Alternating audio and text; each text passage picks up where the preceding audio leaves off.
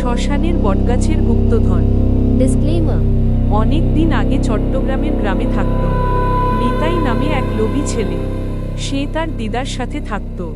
একদিন সে লোকদের কাছ থেকে শুনল যে গ্রামের শ্মশানের ধারে এক প্রাচীন বটগাছ, তার ফাঁপা কাণ্ডের ভেতর লুকিয়ে আছে গুপ্তধন। কিন্তু সেই ধনের পাহারায় আছে অশরীরী ছায়া। সেই গ্রামের অনেক মানুষ লুকানো ধন বের করার চেষ্টা করেছিল, কিন্তু তারা ব্যর্থ হয়েছিল। একদিন কৌতূহলী নিতাই হাতে কুপির আলো নিয়ে গেল সেখানে। গভীর অমাবস্যা রাত, শ্মশানের পথ নিঝুম, কুয়াশা নেমেছে সাদা চাদরের মতো।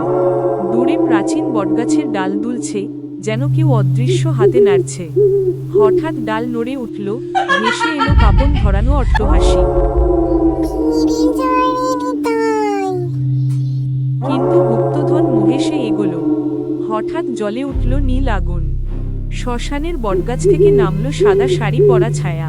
চারদিক অন্ধকার, শুধু দুটো জলজলে চোখ। ঠান্ডা বাতাসে কানে এলো ফিসফিস। তবে সাহস আছে।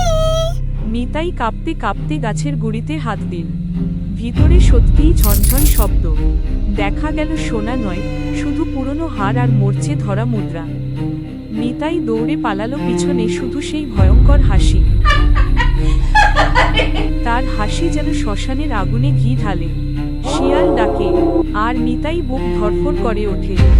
সকালে দিদার কোলে কাঁদতে কাঁদতে সে প্রতিজ্ঞা করল, আর কখনো অন্ধকারে অন্যায় পথে পা বাড়াবে না। নৈতিক শিক্ষা, লোভে পাপ, পাপে সর্বনাশ।